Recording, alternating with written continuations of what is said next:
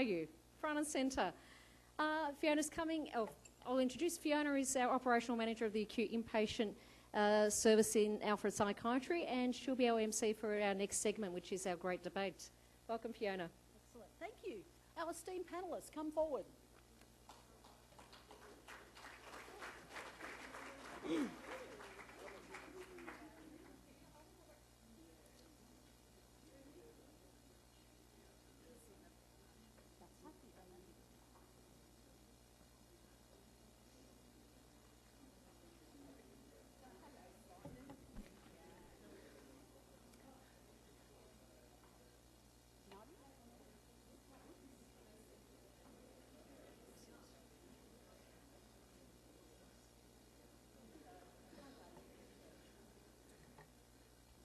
They're all here.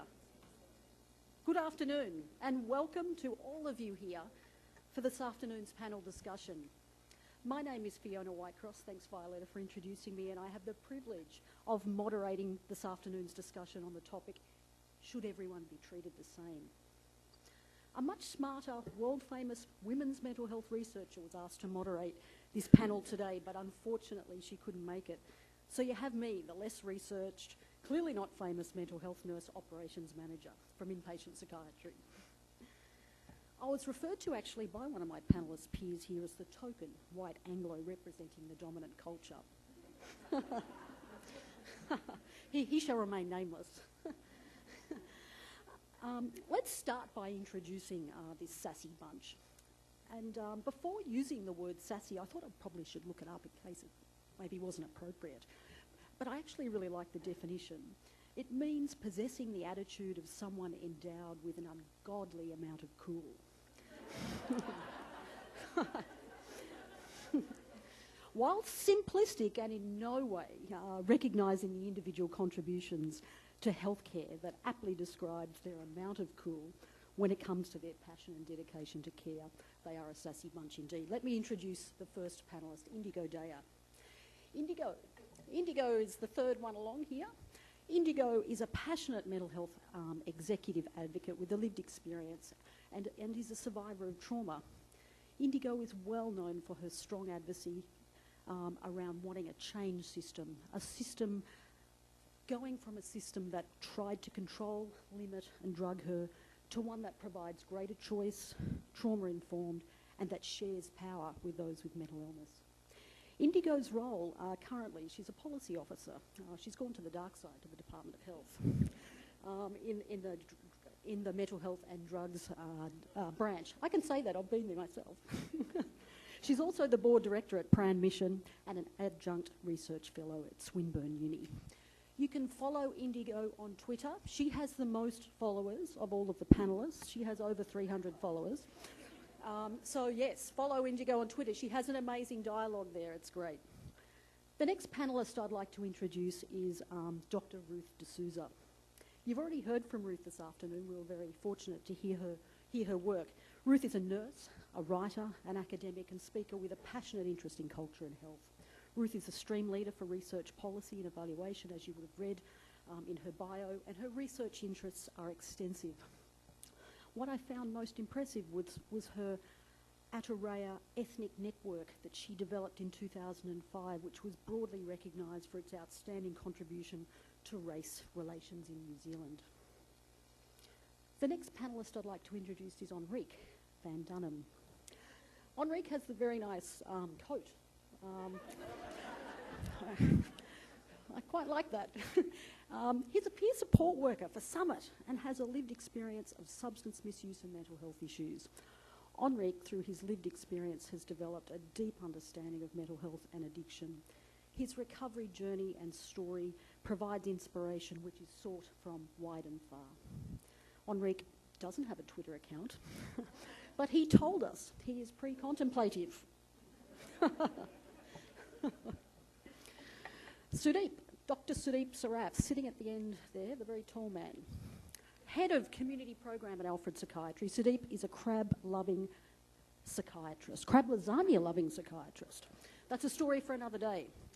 But he also holds a Bachelor of Law and a Master of Health Management, and he completed his Bachelor of Medicine at the Manipal University in India.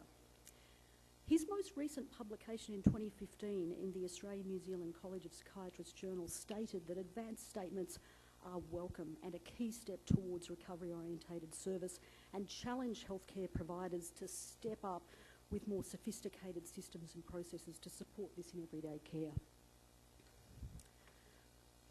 Dr. Nadia Shaves. Nadia's second here, and we've heard from Nadia. Nadia is a physician in general medicine here at the Alfred and is a person-centred consultant. Nadia is an infectious disease specialist who has worked with the Victorian Infectious Disease Service since 2008. She is a classic music lover, I hear. We won't hold that against her. But her most cool achievement was contributing, I think, to the recommendations recently launched in 2016, looking at health assessments for people from refugee-like backgrounds in 2016. You must look them up, they're impressive. And finally, Associate Professor Simon Staffracci here. Simon is a social media savvy psychiatrist who is the program director at Alfred Health here in psychiatry. He was my boss for 8 years. He's a pretty good bloke. Simon has a very distinguished career spanning over 25 years in the public and private sector. He actually stood out back in 1997 when he received the Madison Medal for the most meritorious performance throughout his fellowship training, for those who didn't know. And in May this year, Simon was awarded the Margaret Tobin Award by his colleagues at the Australian and New Zealand College of Psychiatrists College Congress for his contribution to administrative psychiatry. So that's the panel. Without any further ado, welcome them.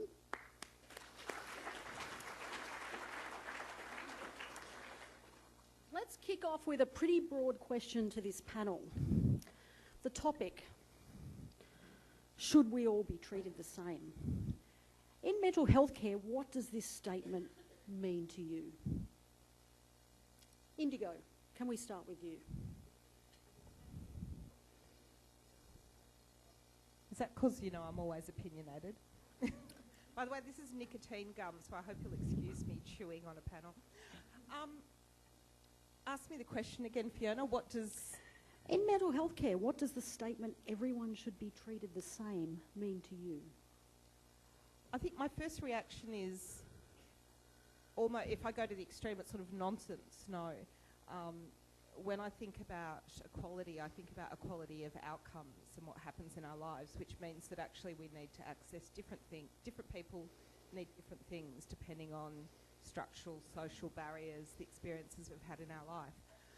At the same time, I think absolutely yes, because I often get, so I don't have a clear position on this, because I often get grumpy from a personal experience, not from a departmental view. I have to say that because I work in the department, but as an individual consumer, I get grumpy that we have to go to a mental health tribunal if we disagree with treatment, rather than following the same process as any other person in health. So I think it's complex. So Indigo's comment is that I'm sitting on the fence, it is complex. Nadia, as a person-centred care consultant at Alfred Health, what does this statement mean to you? So I think I agree. I'm also a little bit conflicted on it. I think in terms of everyone should be treated the same, it's about health equity, and everyone should be treated so they have equal access to healthcare. But the way that you interact with individuals should be tailored depending on their need. And so in that case, people might have different needs and therefore should be treated differently. Does that make sense? That's my kind of... I wonder about interpretation and tailoring. To what extent do healthcare professionals do this? Sudeep, how do you do this? As a consultant psychiatrist, community program, I guess we all come from a different lens and perspective. What do you think about that?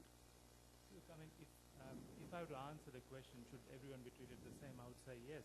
But in saying that, all services have, we define core values. Every service defines core values, usually things like respect, integrity, accountability. Now, if you are going to stay true to those core values, you can treat everyone the same. The key is to stick to those core values. So it's about when you see somebody with, who's different in that he's not from the mainstream crowd, if you like. You've got to adjust the interventions you provide in keeping with those values. So as long as you can do that, I think you can treat everyone the same. Okay, we're going to go to the audience now. What do people think about that comment of Sudeep's? Everyone should be treated the same as long as we've got agreed upon key values. Those a yes vote. Who's on Sudeep's side here? Hands up. Okay. Who thinks there's a little bit more to this, that it's not just about shared values? Okay, we have some others in the audience who think there's more to this than just shared values.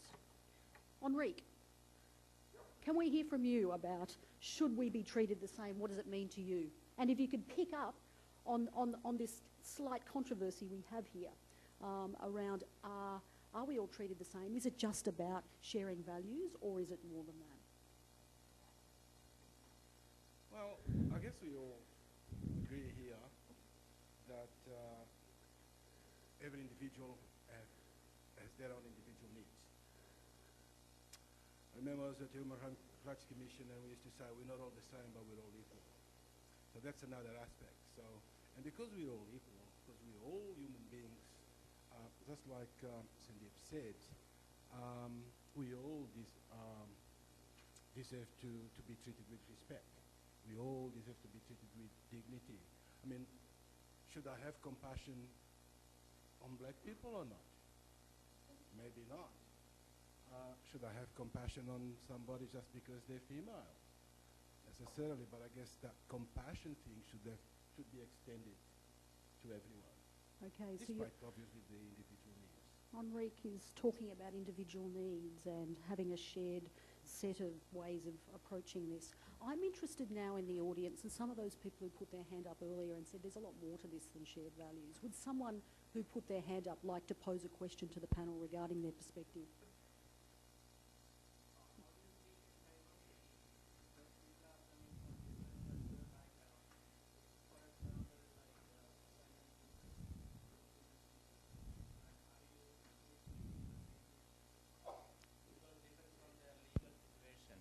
Thank you for your question. Would one of the panellists like to answer that? Look, I do believe so that everyone should be treated the same. However, working on an inpatient unit, I have seen, and you mentioned, and since we're not talking about multiculturalism, I have seen certain ethnicities actually not being provided with certain services. And it's simply because they don't speak English. I've seen Vietnamese people wanting to attend some of my groups on the inpatient unit, and they just can't because they don't speak English, and I don't speak Vietnamese. Simon would like to respond. Thanks, Enrique. I just would like to make a comment about this idea of being treated the same. I think when we talk about there's a very it's almost impossible to disagree with the idea that we should all be treated as equals. And I really like the idea that Indigo expressed. I like to mess with Indigo by agreeing with her from time to time. I like the idea that she expressed about equality of outcomes, because I think outcomes, we as a sector, we so rarely talk about outcomes, and really that's where the money is in terms of insofar as answering the question, are we actually doing a decent job? But I would perhaps put forward a counter. I'm a person of non-English speaking background, and I have tried, devotedly to avoid being treated the same as everybody in my ethnic group. I've got a horror of being stereotyped. And really, in some respects, what I'm looking for is to be treated differently. I want to be treated as a unique individual. I don't want you to assume that because, whenever I get slightly flighty or, my high expressed emotion comes out, I don't want you to dismiss what I'm saying or stop listening to what I'm saying because I'm getting a little bit agitated about it. I want you to listen to the words that I am using. I want you to treat me as an individual. I want you to understand my background, not just my cultural background, not just the things that put me in a group with everybody else, but the things that make me unique. So in that regard, I've got to, of course I would agree with the idea that we are treated equally. I'm strongly in support of equality of outcomes, but I'm also a very big supporter of the idea of the uniqueness of the individual. Thanks, Simon. Nadia, I did read something online, a comment that you had made about your name. You had said, as a child growing up in Australia from India, that your name Nadia wasn't so Indian. It was shared by Spanish and a whole range of different people. Can you talk to us? It sounds like it's a similar kind of theme that Simon is talking to. Tell us about that. Okay. Well, yeah, I work in refugee health, and I'm not at the Alfred. I work in the Community Health Centre in Kensington in the West. And I actually really like having the name Nadia. When I was growing up in outer suburban Sydney in the early 1980s, it was not quite as easy. But now it's no matter what country my patients come from, they're like, Nadia, that's a name in my country. And it's really kind of exciting. So whether they're Greek or Russian or Eritrean or Indian or Italian, I'm very lucky to have a name that's actually Nadia, that's native to their own, all the different names. It actually means that you can't judge. I liked the shared story that Justin gave us. The story that you might often, when you see someone, you might think about something that you've heard from their culture, and then you presume that that's the same thing about that person, and that's actually so not true in so many different levels. When I was putting together refugee health assessment recommendations, one of my dear colleagues, Joanne Gardner, who's a refugee health GP,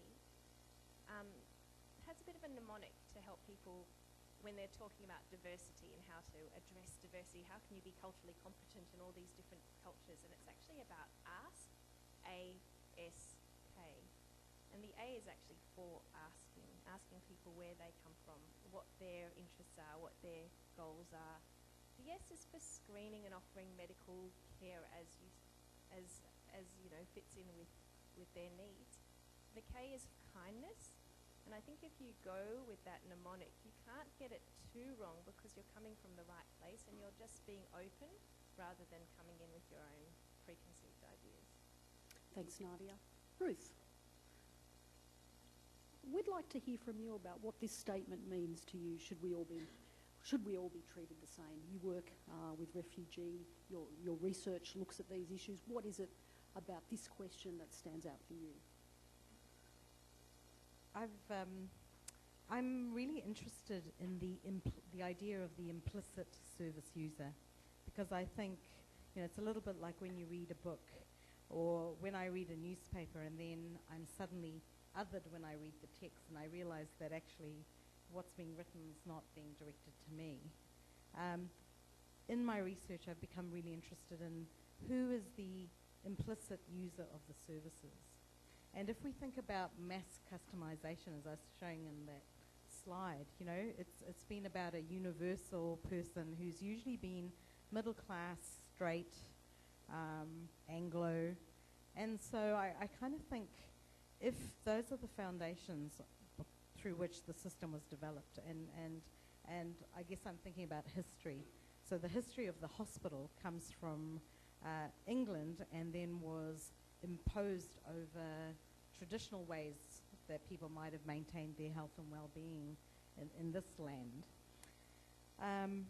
So to then kind of think about what was it that was erased in the process of that movement of one system from a very specific context to one in a very different context with colonization. And I guess for me, the stats speak a different story, because in my work I've been really interested in how come if we're all there to do good,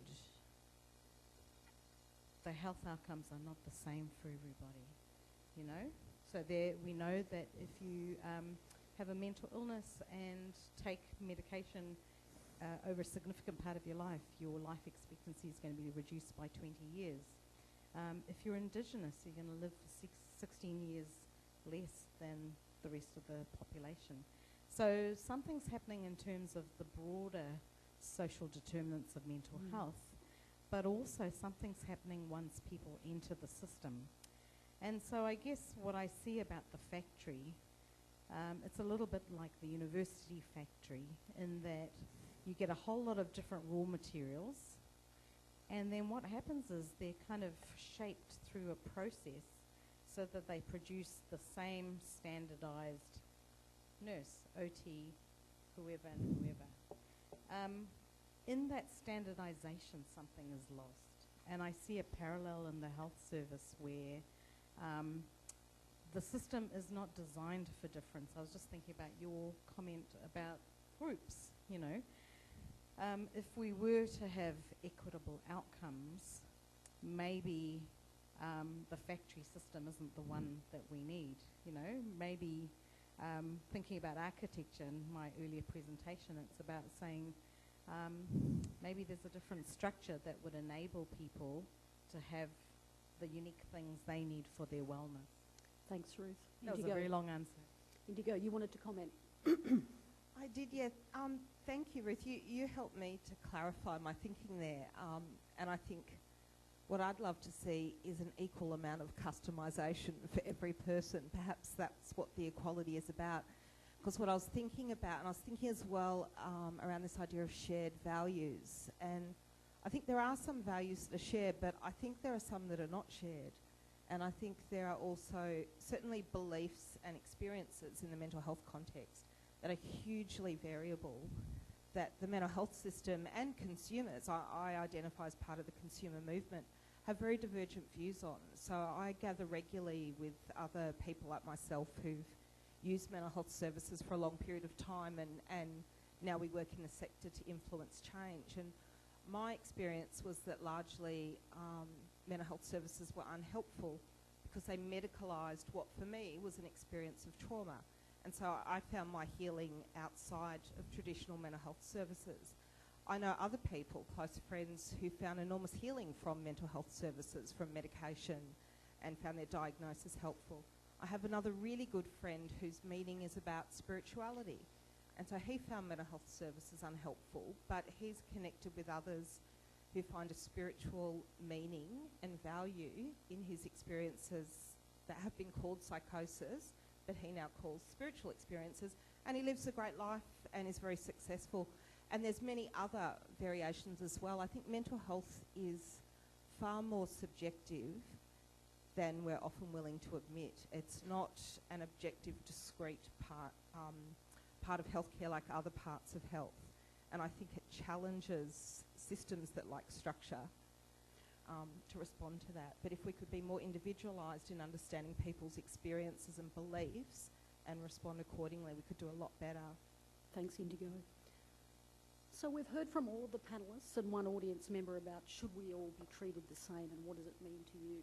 We've heard around the factory, the standardisation, the need to have an equal outcomes focus, the need to have very individualised care, to understand cultural diversity, to respond to it, to come to some shared values, to try and understand some of the things that might not be shared but might be anticipated by the person that we're working with.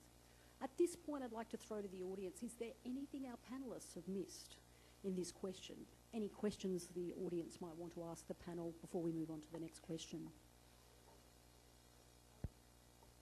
I'm curious about this, and I'm not sure you've really gotten to the guts of it.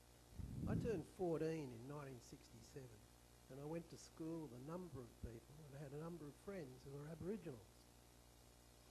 And when I turned 14 in 1967, we had a referendum to give Aboriginal people the vote. The first thing I noticed, they all left school. By the time I was 40, they were all dead. Now, that has one aspect of the equality element. But I've always wondered also about giving everybody equal treatment. How do we differentiate between a person doing a suicide with a slow dance with alcohol versus a black suicide versus a white male suicide? What are we doing there about equal treatment? I'm not going to answer this, but Come on, panellists. Who wants to respond to that? Simon, you're the Program Director, Alfred Psychiatry. What are we doing about this? I'm not quite sure I understand the first part. People who are free make choices. You seem to be drawing a making a link between the referendum and young Aboriginal men choosing to drop out of school and then dying by the time they're 40. I hope that people don't say the same thing about, marriage equality when gay and lesbian people end up getting divorced, and saying, well, there you go, they got to get married and they got to get divorced. Well, so does everybody else. I'm not quite sure I understand the point you're trying to make, because I guess perhaps that comes from a place that assumes that when you think about the 1967 referendum, it was very basic. The question was, do we count Aboriginal people? In the census, do we include them as people in this community? I don't know how you'd make any link between that and Aboriginal morbidity, given the context of 200 years of appalling treatment in our community. So I think that the causes of those observations are far more complex than a referendum result and outcome. You talk about sort of the what are we doing about white and black people who are suicidal? Is that right? I'm hoping that we're treating them according to their needs. What I fear, though, is that there are differences with respect to access. I suspect that Indigenous people and people who are of culturally diverse backgrounds probably struggle to access our services. That people with trauma in their background, and I think you have to include large segments of the Indigenous community within that, under that description. Find it difficult to trust authority, and therefore find it difficult to put up their hands when they're experiencing difficulties. So, and I think you could say the same about many other subgroups within our population, including subgroups within the white European population as well. We have a lot of work to do in order to generate confidence in people who are suffering to come forward and put their trust in what we're able to offer. And I think part of the task for us is to really adjust our services in order to be more responsive and more appropriate, and provide a broader range of interventions and services than is currently the case. I think we are insufficiently diverse in our offering to appeal to the numbers of people that we should be reaching out to. Sudeep, thank you. I mean, I suppose there are sort of two components to this. One is a bigger political sort of question. I mean, Helen Tedros was talking to what governments can or should do to sort of, embrace this diversity and so on and so forth. So, I mean, for people like me who are clinicians predominantly, that's probably a bit out of scope. But I think what happens when you get up, I mean, like Simon was saying, access is an issue. People don't come because they don't relate to us. And I suspect when they come, because we can't relate to them equally, we don't know what to do with them. And I think that's where the problem starts. As a clinician, you get them, and some of them don't speak English. And sometimes I think it's easier when you have a patient who doesn't speak English, because you need to get an interpreter. But then you have other people who speak English, but you know that they're not relating to, and you're not able to connect with them, but you don't know what to do with them, because on one hand they are saying all the right things, so to say, that they will seek some assistance somewhere else, and you know they're doing that because they're not connecting with you. And the easiest thing to do in many ways is to actually let them go, and that's what many services do. And I think that's that was the question that was asked a bit earlier. What do you do? I mean, we do provide service, but I don't think we provide a culturally sensitive service to the extent that we should be able to provide. Aboriginal and Torres Strait Islanders are twice as likely to die of suicide than non-Indigenous people of Australia. Any of the panellists would like to make a comment about this and what services might look like for this patient or this group of people in our community? What should it look like? Nadia, you want to make a comment? I'd just like to preface this by saying I'm not a mental health professional. I'm not Aboriginal. professional, but I did work in the Kimberley, and I've got close friends there still. Whenever I call up my sister, Nora, can I tell you a quick story? Yeah, sure. Before I talk about the traumatic stuff. So I was 22 and I was a medical student, and I rocked up. I was in Derby. Has anyone ever been to Derby? Town of about 5,000 people. But I lived there for about 6 months. And but when I rocked up, I had my bicycle and my backpack, and that was it. And I sat on the front of my little donga where I was living, and there was a lady sitting across the nature strip from me.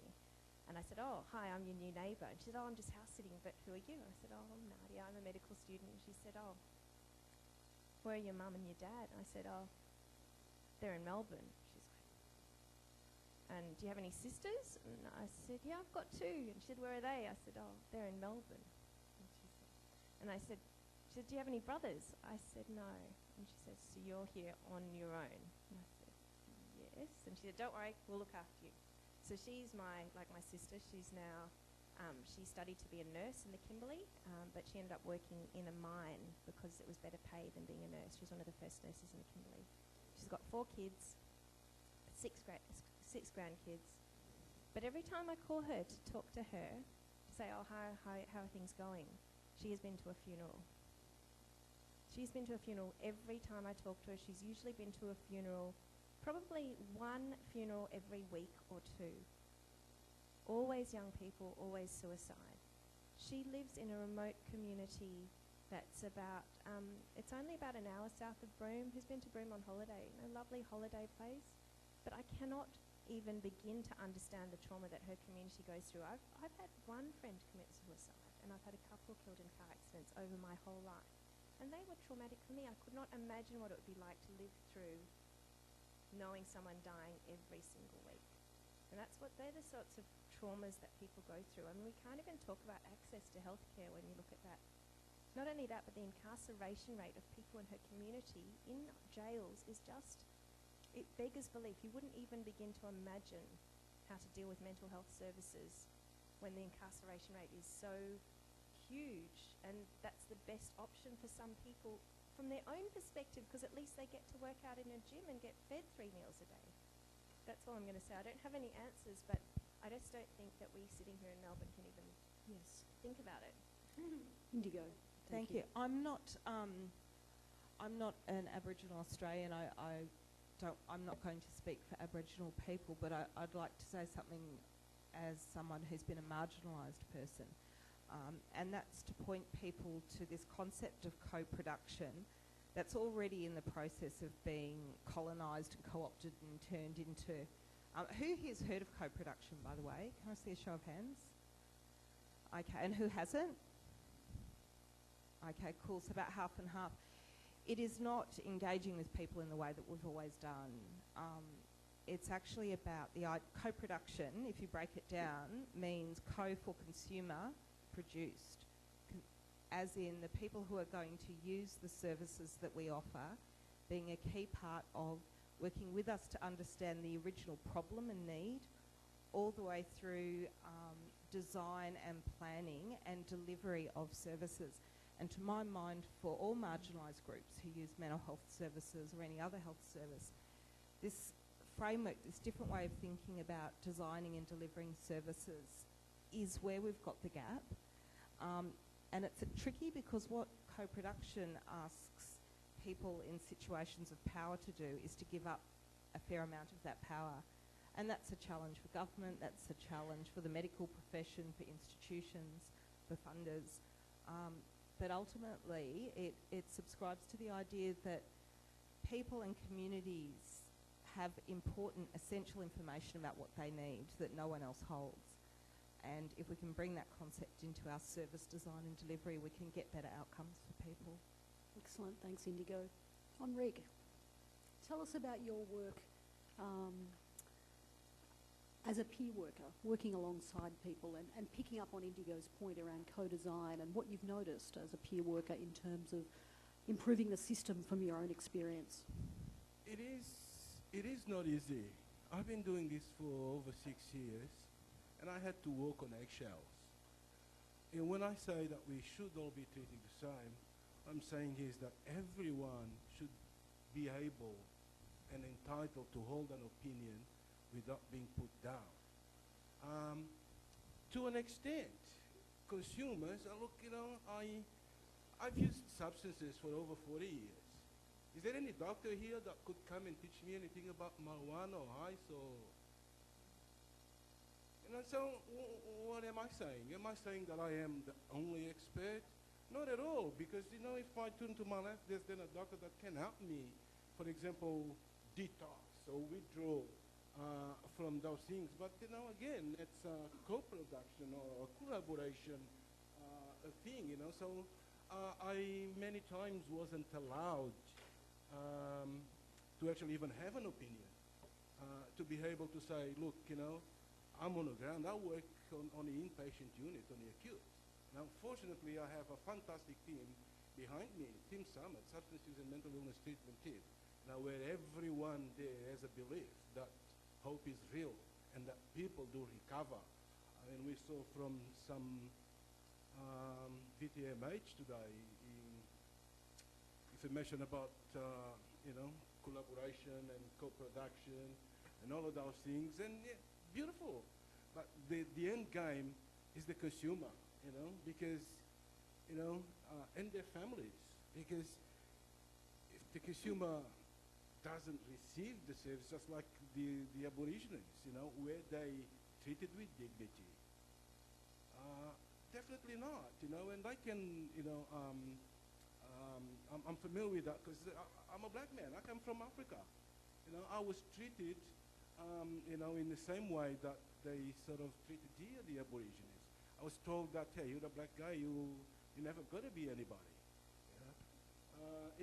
Exactly, you know, I mean, I can even say, like, my very first time in Portugal, I was terrified. I was terrified. This is a country that owned my country for 500 years, and on my very first day in Portugal, there's a demonstration saying, get out of here, you refugees.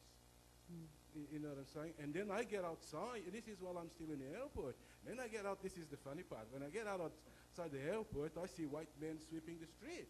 I thought, whoa. I've never seen this thing before. If white men here sweep the streets, what am I going to do? What kind of work am I going to do? You know what I'm saying? But look, you know, I work in a team, a fantastic team. Senior clinicians, consultants, psychologists, nurses, multidisciplinary team. No one looks at me as superior because I have a lived experience or as inferior. But the reality is that, you know, consumers need that peer work. Yep. They need to understand that, that hope is real, that people do recover. Because, you know, when people are at their worst, you know, somebody needs to be there holding on to hold on their behalf, you know, and they're certainly not looking to the clinicians. And as we saw at the VTMH today, you know, there's clinicians also have their own anxieties, you know, because again, they're human beings as well. Just that's what makes us equal. I think I'm going away Thank from you. the point. I don't know what else to say. Thank you very much, Henri. I'm interested in Nadia's perspective around patient-centred care, picking up on your comments, Henrique, about the need to really understand the person's experience, to be able to really appreciate it, and Indigo's comment about co-design and breaking down of barriers between clinicians and patients in a bid to try and build understanding. Nadia, what is it that you've noticed at Alfred Health in your role around patient-centred care and the work that you do that might pick up on some of the things that we've heard already? Well, I'll start by saying I'm very new in my role, but it's something I've been interested in for many years. I feel very lucky that Alfred Health are supporting person-centred care, but the question is, what exactly does that mean, and how do you actually implement person-centred care into your everyday work?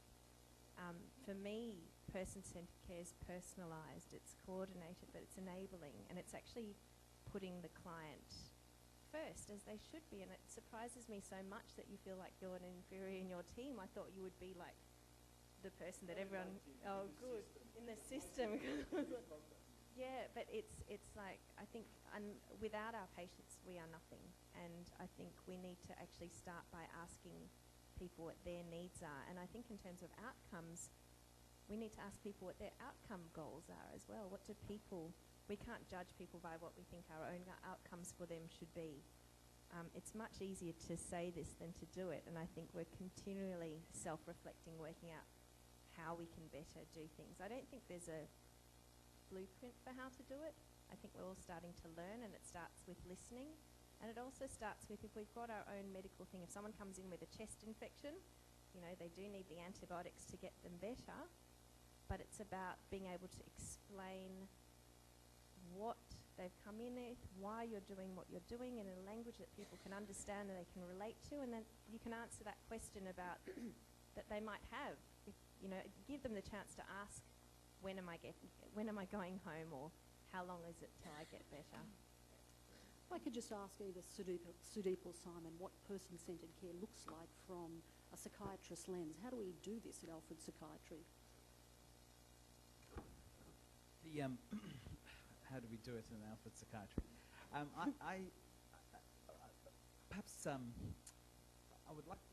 would like to think that that every clinician that sees every patient at Alfred Psychiatry really, intends to do good for his or her patients. But I do think there are some fairly massive challenges. This idea of co-production and co-design, I'm not quite sure how people here think about these concepts. It's very easy, I think, to make the assumption that, it's just some fancy talk coming out of the department and it'll pass, it'll be replaced by something else.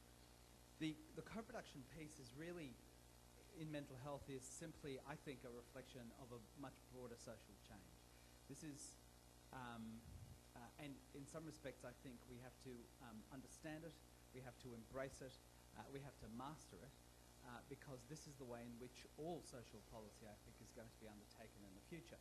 Just think about the way you feel about your politicians. Reflect on how disgruntled our community appears to be.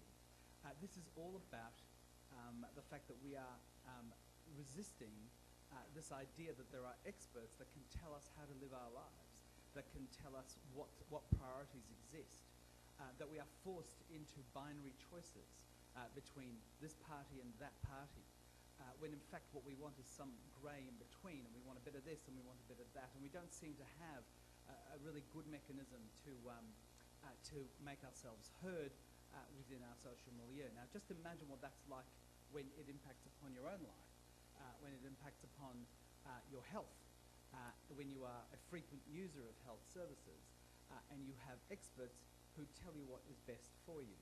Now I think, those of us that do not have a lived experience of mental illness can at least understand through other experiences that we have in other parts of our lives that we probably would struggle with an expert-driven model of care.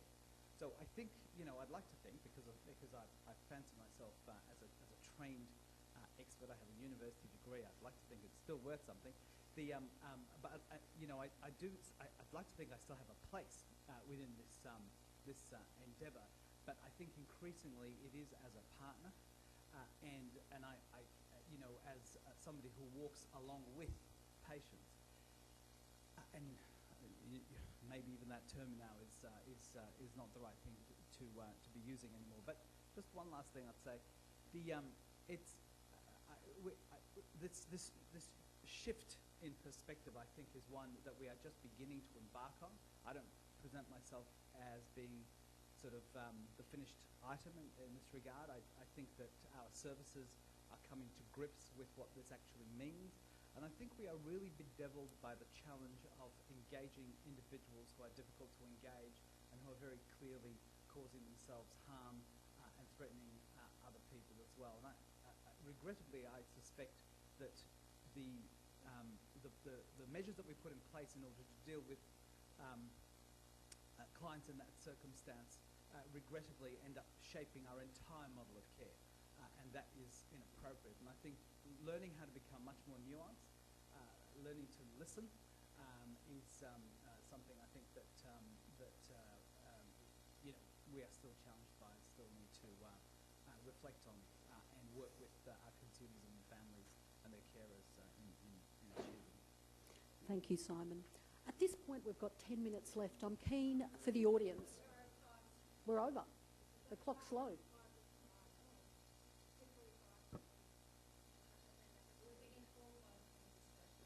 So on that note, we're going to close. So can we Let thank me the throw it- panellists? Let me throw it. Can I just make a request, please? Can people please leave for afternoon tea at the main entrance at the front? Because if you go at the side, the Choir of Hard Knocks have got their equipment out there. So please just come down the front. Thank you.